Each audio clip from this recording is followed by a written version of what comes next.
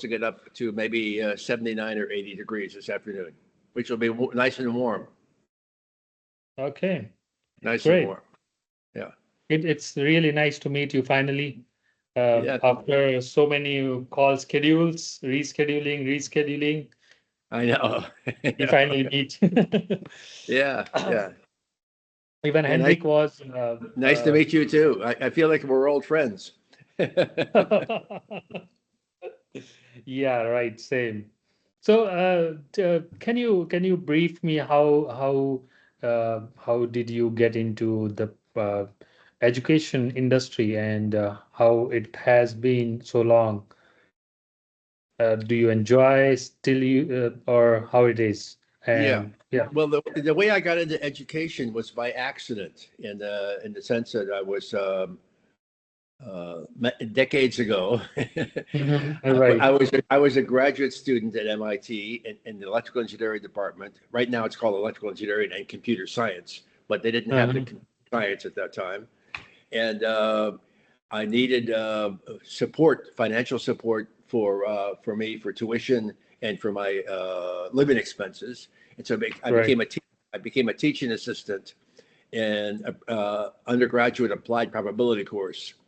And I fell in love with the content of applied probability, and Hmm. I fell in love with teaching. And so now for 50 plus years at MIT, I've been a teacher. So first of all, as a teaching assistant, then as assistant professor, associate professor, full professor, and now a chaired professor. You know, so that's how I got into it, and I fell in love with it because I love to see the eyes light up of the students as you Hmm. as you as you engage them, Right. and Yes, absolutely. and you talk about some things that they think are complicated. They you know they don't want to focus, and all of a sudden they understand it and they smile and they're engaged and they've learned something. And that to me is a big gift. Right. Yeah. Even uh, so, as a teacher, you are successful when you are able to engage your students, and Yes, they are just not sitting there. Uh, uh, just it is just like their bodies are there in the class and their minds are not there, right? So that's right. That's yeah. right. So Now, even right. in my school days, so I had a professor, a teacher, my teacher. He was a physics teacher, and he was so good that even seeing at any student's face, he could understand that that particular student didn't understood what he just taught. So yeah, that's a really good gift, I must say. And yeah, so you want to add anything? And then say again. You want to add anything? You want to Do I say want to add? Do anything? I want to add anything? No, it's just that teaching is a very enjoyable experience. And Right. when I started in electrical engineering and I got a research teaching assistantship, Hmm. I did it just for financial purposes, and I didn't do it because I thought teaching was good. And all of a sudden, I fell in love with teaching. I fell in love with my students, I mean, not in a romantic way, but engaging with the students. And Right. so that's how it all started. Great. Okay. So, also, as you have been in MIT since last 50 years, right? So, how is the journey? And so 50 years is a long time. So, you must have seen a lot of technological advancements in your university in MIT, basically. So, how did you leverage those technological advancements? And uh, how did you use them for your teaching purposes? Well, the technological advances. I mean, the internet. When I started, there was no internet, Right. so the internet was born during this period,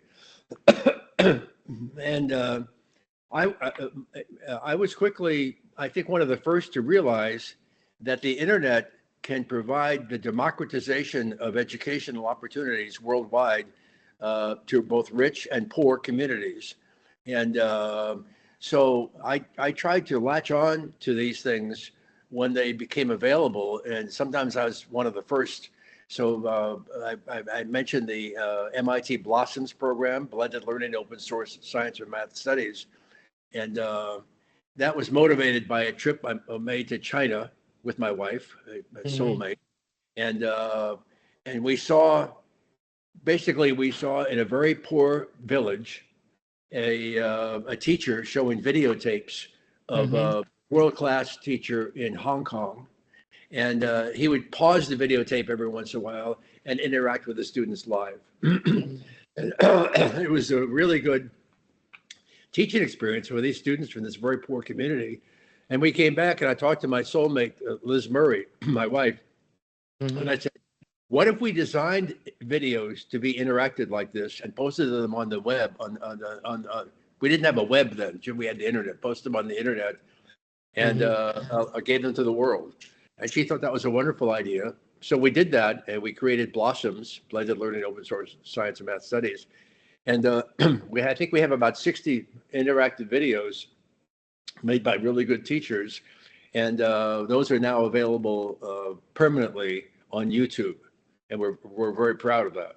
The other thing that we realized early on with technology is that it links together communities worldwide. So we created something called LINC, L-I-N-C, Learning International Networks Consortium. And in the first years of LINC, we had several symposia, both at MIT and overseas in Pakistan and Saudi Arabia. And we were quite proud of that as well. Okay, great. I must say that 50 years is a long time. And right now, as you see the new generation, right, you might have encountered with a lot of students who are from the latest generation, post 2000, right? So Yes. how that those students are different from the ones who were from 80s or 90s?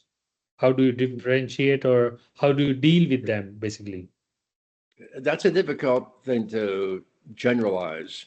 And plus, also now I'm retired, so I'm not currently these days. I'm no longer teaching. When the COVID 2-year lockdown hit here in the U.S., that's when I stopped going to the MIT campus, and I totally stopped teaching and supervising students. But Right. my feeling is that most students these days, when they're learning things, have their computer turned on and are doing it via computer. And sometimes they confuse a Google search on something with learning. So if they need the answer to a particular thing, they'll do a Google search. They find the answer. They think they've learned something. All they've learned is a fact. They really haven't learned anything in the process. See, I say the process is the answer. The answer is not the answer. The process that leads to that's what you want to remember. And Right. yeah, so I'm old fashioned. I wonder if I have it in here. Yeah, I like pencil and paper. Can you see that? I like pencil and paper. And in my most recent book, Model Thinking for Everyday Life, this is an interactive book, and I say turn off your computers. I said this book does not exist on a computer system. It only exists in paper. And every two or three pages, I challenge them with some questions related to the material that they just read, and I ask them with pencil and paper to kind of answer the following kind of questions. So I'm an old-fashioned pencil and paper. And when I wrote the book, I made the assertion, but I had no citations for it. I made the assertion that pencil and paper working through problems is more effective for your brain and your learning than doing it on the computer. And I had no citations for this. Since the book has come out, there's been recent research that verifies what I asserted. So luckily, what I said, but I didn't have any reference. Now there are references that correct that say that that's correct. Pencil and paper learning is better than computer-based learning. Right, absolutely correct. So even if I have to say that when I left my studies and we switched to computers, uh, we we hardly learn anything new Yeah, because reading books and having that something in your hand, pen, that impacts a lot. Then it impacts. whenever you start reading something and you like a statement, you underline or you highlight that statement, right? And Yeah, that statement keeps in your mind for forever.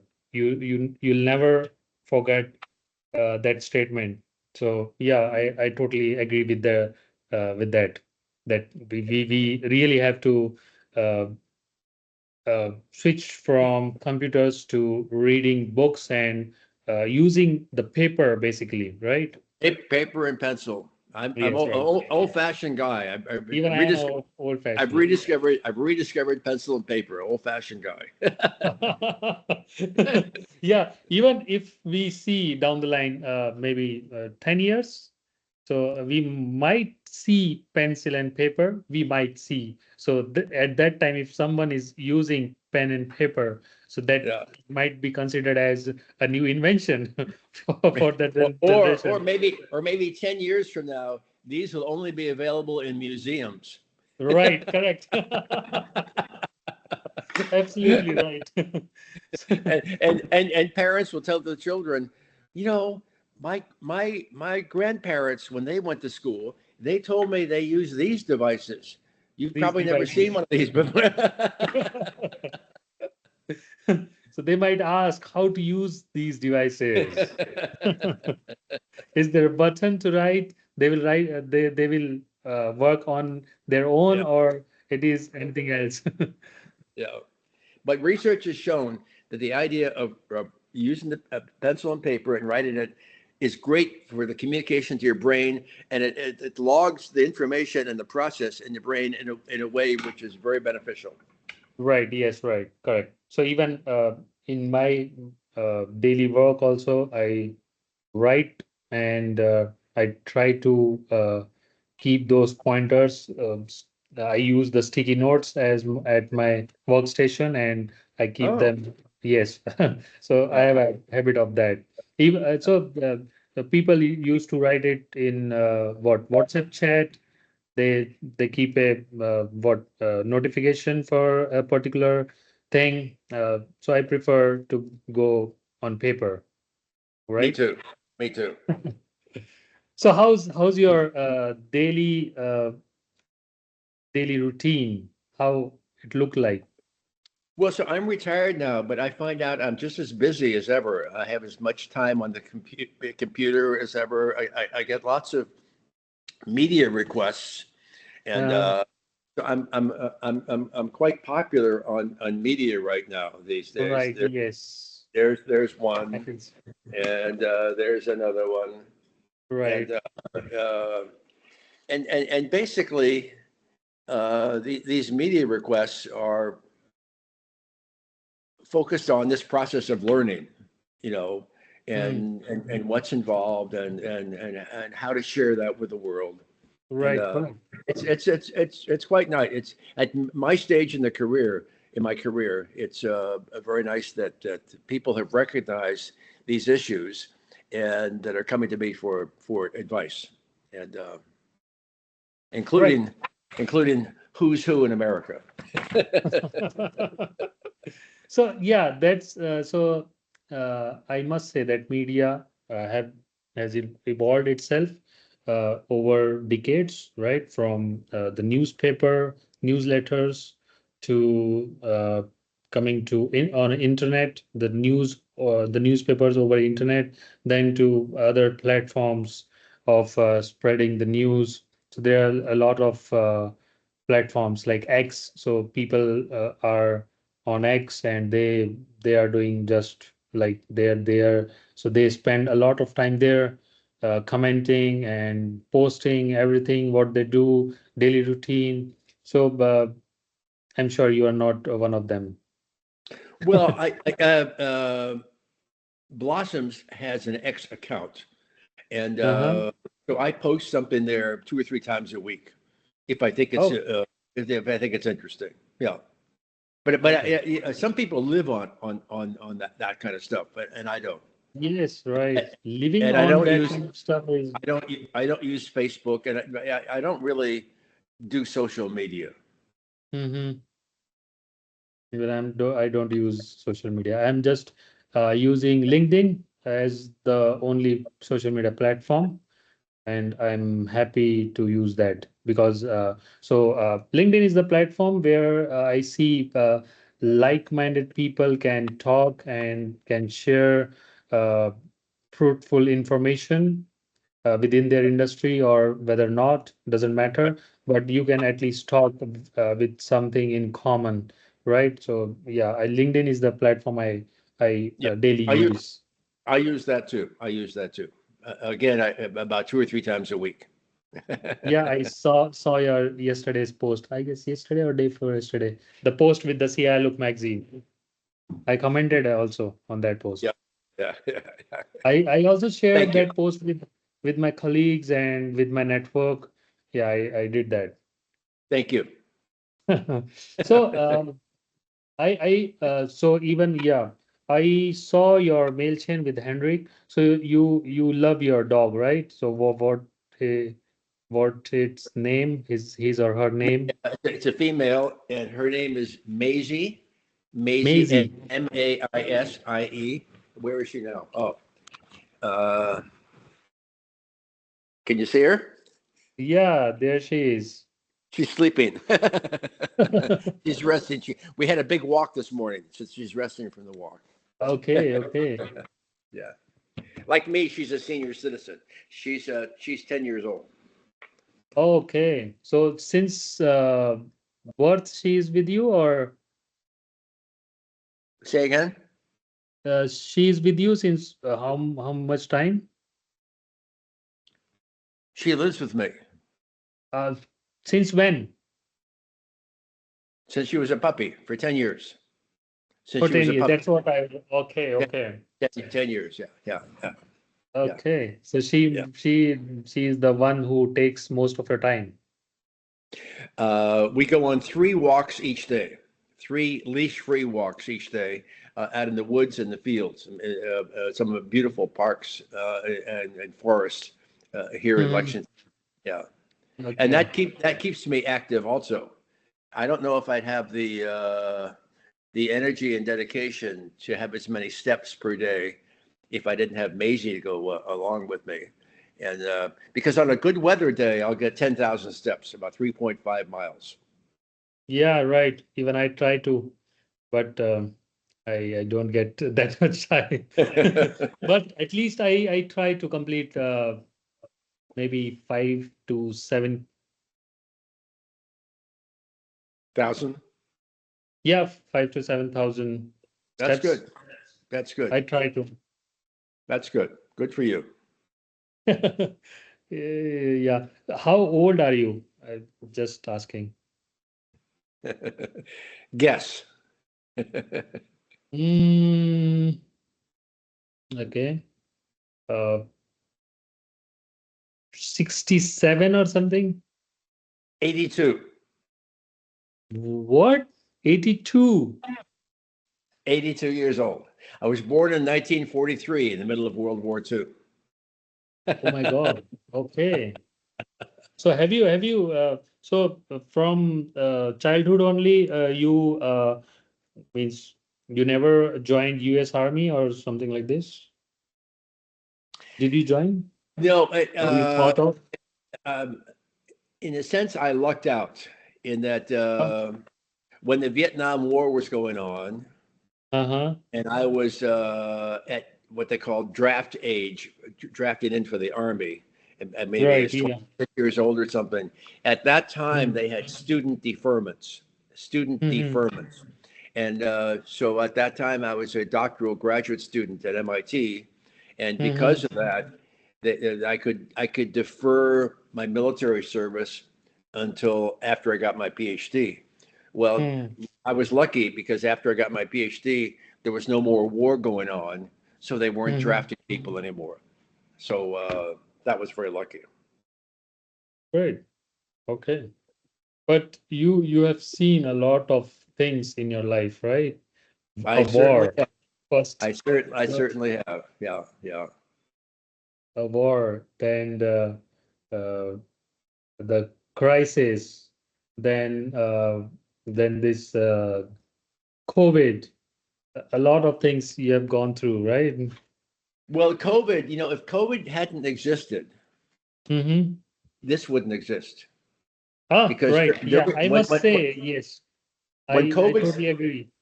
when COVID started, I said to my Mm-hmm. wife, Liz Murray, I said, this could last a long time. This could last 6 months or maybe even a year. I didn't ever never said 2 years. I said I should use this time to do something major.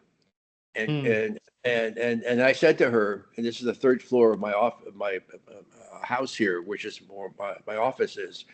I said to her, my nickname is Dr. Q, Queuee for waiting lines. And I said, Mm-hmm. I should probably write a book on queuing because if you do a Google search on Dr. Q, Mm. Queuee, my name shows up right away. Richard Larson, Dr. Q. That's my nickname in the professional world. Okay. And she said, no, don't do that. You've been there, done that. You don't have enough passion for that to write a book on queuing. You've been there, done that. You've said everything you want to say about queuing because I do not only the mathematics of queuing, but also the psychology of queuing. The psychology of queuing is quite interesting. So she said, think about it for 2 or 3 days. I'll never forget this conversation. I had a wonderful wife because she was not a yes person. She was as strong or stronger than me, and I'm a strong person. So I thought about it for 3 days, and I said, "Well, what's my passion?" I said, "My passion is to reach out to the general population and share with them what I call model thinking."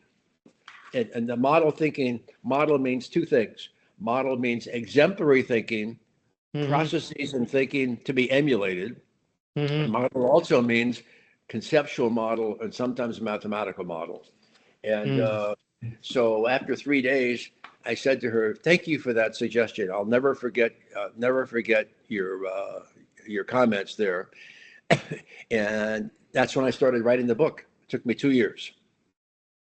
And to me, I think it's the best thing I've ever written because it's not to an academic audience. I'm not trying to impress anybody, but it's to a general population.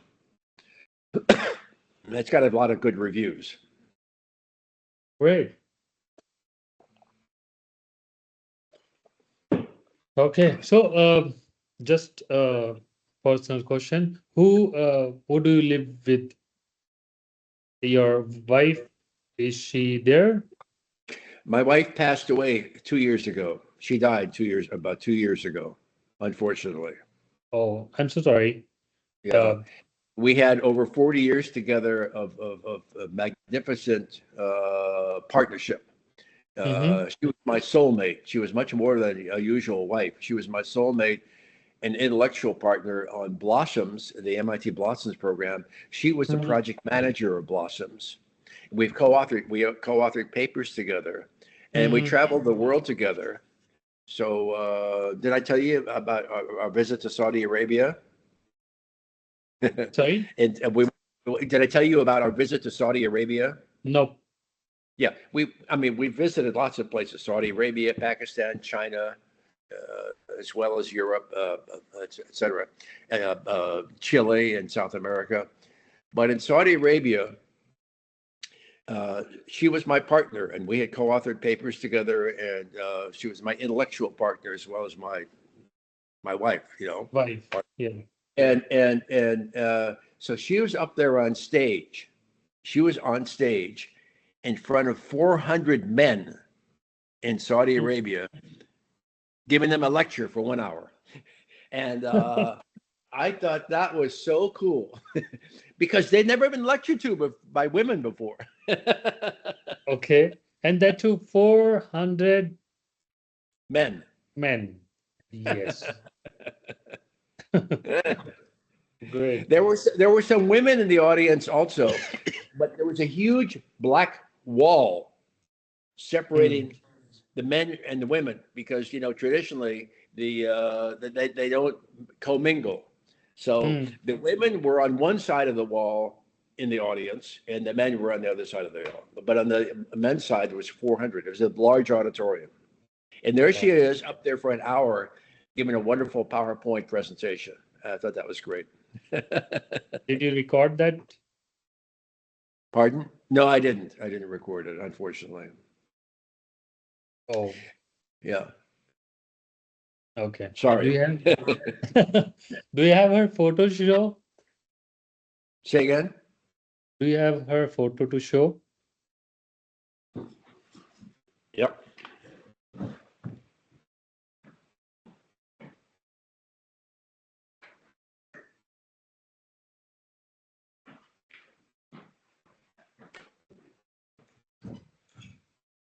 Oh, she's beautiful. She is. Nice. Yeah. Wonderful, gorgeous, beautiful. Yeah. Isn't that Okay. nice? Yeah. Yes.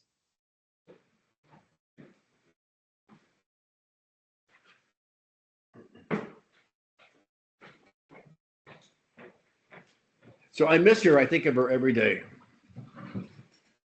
I can understand. Yeah, sure. So you live with Maisie only? Yes. Okay. How Maisie about and me. your Maisie and me. Yeah. how about your children's? I was blessed. We were blessed with three healthy children, uh, son, and then daughter. And Mm-hmm. the two sons both live in Texas right now, Austin, Texas. And my daughter Mm-hmm. Ingrid lives in Seattle. And Ingrid is the proud mother of two children. And Eric is the proud father of two children. Evan is not married. So I'm the proud grandfather of four children. I'm a grandfather of, Why Ivan is not married yet? I don't know. He's very intelligent. He's very smart. Uh-huh. And he's very social. I don't know why he's not married yet. How old he is? He's like 41. Oh my God. Yeah, time. It's time to get married. I I tell him that. I said, Evan, how come you're not married yet? Oh, he says, he says, I date, and I said, but none of these have been serious enough to get married. Anyway, everyone is different. Everyone Yes, is different. right. Yes. So do they visit? Yeah, they visit and I visit. So Okay. in a typical year, they'll each visit here in Lexington, Massachusetts, at least once, and Mm-hmm. I'll visit them at their location at least once. For Okay. instance, my daughter Ingrid will be here in about a month or so from Seattle, Washington. Okay. Great. That's great. So yeah, independence is coming. So any plans? What's coming? Independence Day? Oh, July 4th 4th? July, July 4th. Uh, Probably just to watch the fireworks here in Lexington. Oh. Lexington, where I am right now, I am about 1 mile, 1.4 kilometers from Mm-hmm. Lexington Green. And Mm-hmm. Lexington Green is the origin of the American Revolution. The Oh, first, the first shots were fired by the Minutemen against the Redcoats on Lexington Green. great. And Oh, it's a very historical place. So this is where the nation of the United States of America was born, in the sense wow. of Yeah. the revolution started here. So if you and the neighboring town Concord is where the fight continued. And so Mm. if you hear about the history of the United States, you'll hear about the terms Lexington and Concord are the birthplaces of the country. Okay. So I'm proud to be living in the birthplace of the United States. United States. I'm Yeah. sure. Great, great. So, how's your life during the what I say the working phase of your life in MIT before What- you retired? So, Yeah. before that, I want to ask if COVID was not there, so you were not supposed to retire or what? You said yeah, Well, in no, COVID you well, no, took the okay. retirement, right? So basically, when I was invited to join the faculty, and I was Mhm. Uh, 26 years old or something like that, 26, 27. uh-huh. And had gotten my PhD, joined the faculty. At that time, there was a mandatory retirement age of 65. So I Right. said, well, I'll be lucky enough to live to 65. And if I get there, I'll be happy to retire. So then the Supreme Court of the United States, over the next 20 years, said, Uh-huh. no, we can't have it at 65 because that's age discrimination. We'll make it 75. Right. And so then the mandatory retirement age was 75. And then the Supreme Court visited it again because some groups went to the Supreme Court and objected to this. And the Supreme Court agreed, and they said there is no age limit on mandatory Limits. retirement. So it's Right. infinite. If you can live to So, 200 years, you don't have to retire if you don't want to. So, uh, so when I got to be age 71, which was 11 years ago, mhm. uh, I was still teaching at MIT. I still had students, supervising them for theses and blah, blah, blah, blah, blah. I was very active in my company. I had a company with 40 professionals that did operations research consulting. And I said, then I reflected on this. With a student, I said, let's do a mathematical analysis Mhm. because something isn't right here. I said, my intuition is when they got rid of the 65 and they put it to 75, there would be a momentary blip. There'd be a temporary blip, and then we get back to the same steady state. But the steady Mm. state I was interested in, what is the flow of, for 29 or 30-year-olds who are just getting their PhD, the flow of assistant professor positions around the country? And I said, I'm a little bit worried that these older age people like me who are still occupying tenure slots are Right. reducing the number of new slots that are available. For instance, at MIT, there are 1,000 tenure slots for the entire university, and that has not changed in 60 years. That has Mm. not changed. It's not grown. It's not grown or shrunk. So we did an analysis of it and actually published it in Science Magazine. Published it in Science Magazine. And we found out that because of these changes in the mandatory retirement age and the no mandatory, the number of assistant professor slot, the flow of them had decreased by over 20%. And we wrote a paper and published in Science Magazine. And as a result of that analysis, I went and shared the analysis with all 5 deans at MIT and the president and provost of MIT. And Mhm. I said, well, we need to do something. We need to do something to encourage people like me to get off the tenure track. Mm. So we open up more slots for young people. And Right. I invented something because I said, people don't like to say, "Oh, I'm retired." You have nothing to do. So they still like to be involved. I'd still like to be involved. I'd still like to, if I want to, have to teach. If I want to teach, fine. If I don't, fine. If I want to supervise students, fine. So I'd like to be able to do those things, but I want to be less engaged than I have been, and I want to open up for young people. So I invented something called Professor Post Tenure. Professor Post Tenure. And Mm. that's what I wrote up in Science Magazine, explained it to all the deans. Right. And I'm the first guy who became MIT professor post tenure. And now It's gone around the whole country, and other universities are following the same model. It's a solution to the issue that people who, as they get older, if their brains are still functioning, they want to engage their brain as a professor, but Right. they don't want to block the flow of assistant professors coming in. And so Hmm. the professor post tenure, yeah, we take ourselves out of the tenure track, opening up a slot for a 29 or 30-year old. And I'm very proud of that we did that and implemented it. Right. I want to add to this that I believe that doctors and the teachers, their age limit should not be a barrier for their practice, right? Because as the experience of a doctor increases, his or her ability to uh, do the surgery or do anything increases, right? So their capabilities actually increases. So practice makes them more and more perfect. As long as their physical and and mental acuity remain good.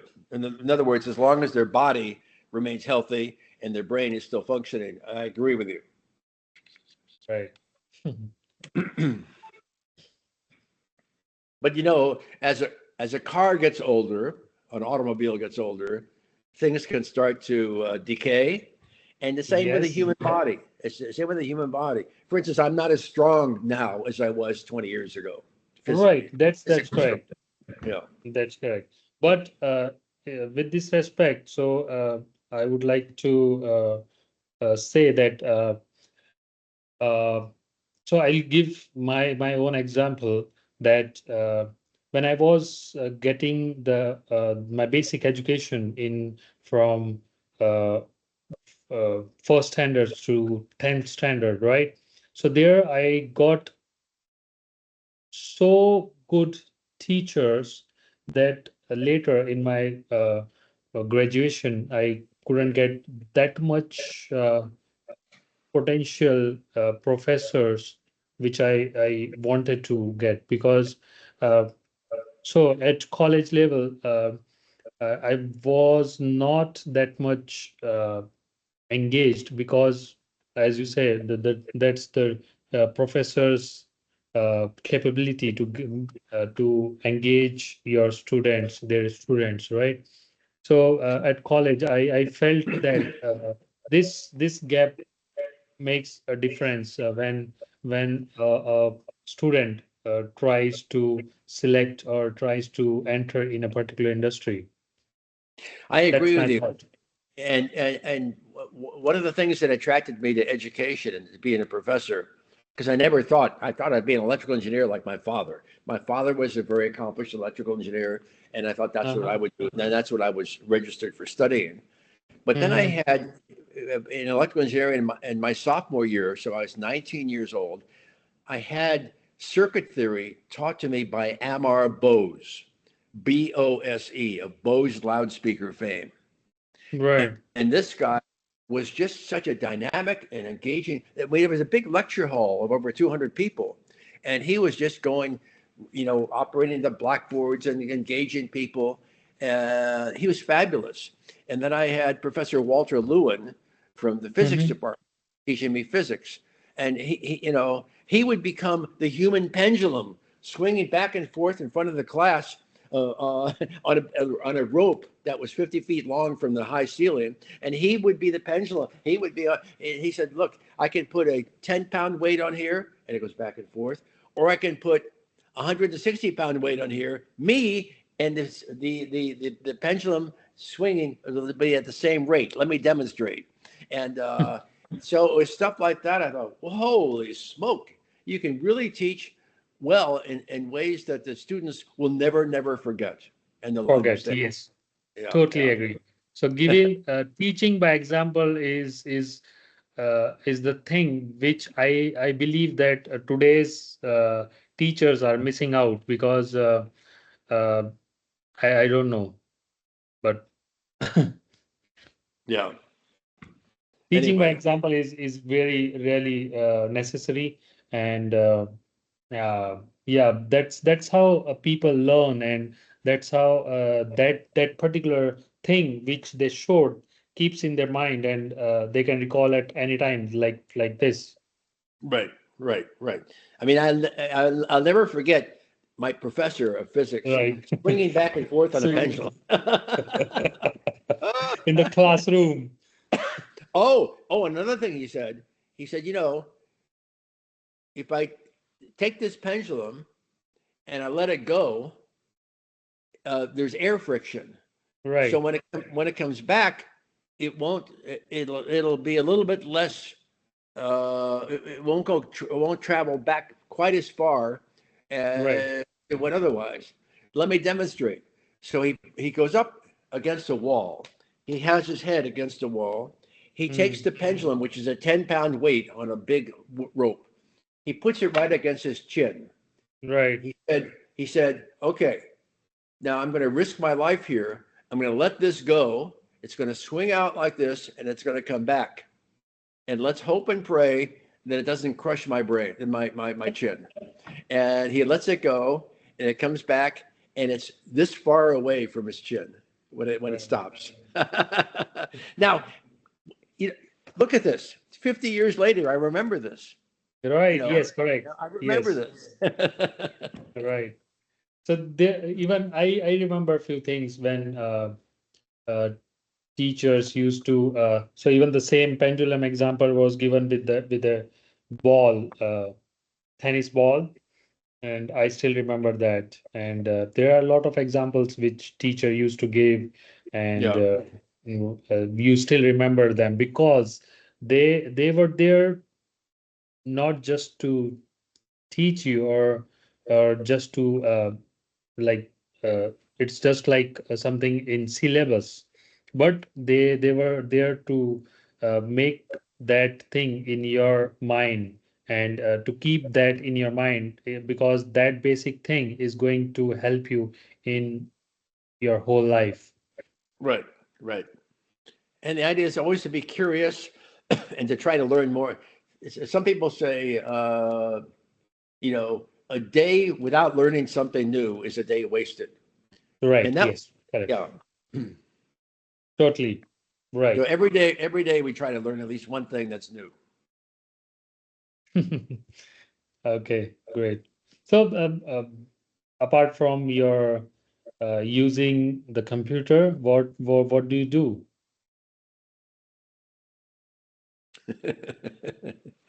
What do I do? Well, Yeah. basically, yeah, I'm asked to write uh, short autobiographical things about my life, and I've got two or three of these things in process right now that are going to go out in the various magazines. Okay. Oh, oh, great. So, Yeah, I so mean, they're asked. They find my life interesting, as I have found it interesting. I'm it very, is, very, it is. I yeah. must say it is. And so they want me to share it, and hopefully to engage other people to try to, you know, I'm a risk taker, to say take some risks, go out in intellectually unexplored areas, Hmm. knowing that there's a rocky road here that may be dangerous, and always be curious, and trying to engage with other people. And anyway, so that's what I'm doing. I have two or three of these things that are putting together right now. Okay. How about so just a question. How about an interview with your colleagues? So you have introduced Arnold, right? Your friend to Henrik. Arnold? Arnold, Professor Arnold Barnett. Yeah, yeah. Yeah, right. So I was thinking, I've known him for so many years. He was one of the official witnesses to my wedding when okay. I got married, like infinite years ago. He Uh, in Hawaii. In Hawaii, my wife and I eloped to Hawaii. Nobody knew we were going to get married, and mhm. and he was there, and he was one of those who was witnesses to it. Yeah, Witnesses. yeah. Okay, okay. How is doing? He's a great guy. He's the world's expert on airline safety. Okay. Where he is now? It's MIT. Okay. So he goes to MIT daily? He's sent. He's. I'm retired. I don't go there at all. He's semi-retired. He goes there about two Oh, days about 2 days a week. okay. Okay. So how often do you meet him? How often do I what? Meet him. Um, we typically every Thursday at 3 o'clock. He comes over to my house, and he and Maisie and I go for a walk in the woods. So Okay. every week we're good friends. We're good friends. Great, great. I really want to have an interview with him if you can pitch both Yeah. of you. So I'm sure when two friends sit together and talk about each other, there are a lot of stories come out. This is have you my experience. have you communicated with him? I guess Henrik tried to, but uh, he's busy. I didn't get the update, but what Henrik told me is that he's busy and he's not interested in any interview or something like this. Okay. He is very busy. He's very busy. He is sought after as an expert witness in court cases. So in Okay, court cases that require probabilistic inference about probability of this happening and that happening, he is probably the number one expert witness in the United States. So he always has a queue of requests to be an expert witness. hmm, Uh, uh, Typically, he has to go to New York City or Washington D.C. to do this. okay, wow. So I I'm can lucky to understand. I'm lucky to know people like him. Yeah, yes, when you say these words that you are lucky, you are blessed to have these kind of people around you, that means a lot. And they are the people who makes your life more beautiful, and uh, it always what helps you to wake up the next morning. Yeah, you're right. You're right. Yeah, and look up in the sky and say thank you for another day, Yes, which is what I right. do. Yes, Which correct. is I do. Every day is a gift. Every day is a blessing. Yes, right. And people like your friend is a gift as Yeah, well. absolutely. Okay. Okay. I'm I'm sort of bored now. I don't have Okay. anything to ask, but it was really nice meeting with you. And Nice meeting with you so too. yes, I one question I have. So would you be interested in going one of our uh, events in I guess it's in Texas. I guess I can confirm the address in a while. But if you are interested, so I can arrange a pass for you. To do what in Texas? To travel to Uh, Texas? event. AI event, Yeah. big data and AI I event. I think probably no. I think probably Okay, no. Yeah, yeah. okay. So I just asked because we are the media partner for that particular event, and I just thought to ask you if you are Yeah. interested. No problem, no problem. No problem. So Well, yeah, great talking with you today. Thank you. yes, same Yeah. here. It was if I say anything wrong, I'm sorry from my end, but I No, no, tried to no. make this interview more of a conversation rather than a question and answer, right? I tried to make it kind of a debate or a conversation interview. Just a friendly conversation. Yeah, That's what we had. yes, Friendly correct, conversation. yes. I So what always try to happens? take. So what happens to this? Are you going to write it up and it's going to be an article or something, or what happens to this? Anything? Both. Does anything happen? Will publish this. So I've recorded this video as well. So this Yeah. interview is recorded. So we'll publish it on our platforms. We will tag you, okay? And also we'll write the article and we'll also publish that one also on our website. Terrific. Thank you so much. It's really nice talking with you. And we have a couple of things for you if you might be interested. So I'll keep you posted over the email, or I'll ask Henrik to do the things to ask you. If you find it interesting, you can just let us know, and we can start doing or start working on that. Okay. Okay. Terrific. Have a wonderful rest of your day. You too. Enjoy your day. Bye bye. Okay. Bye bye now. Take care.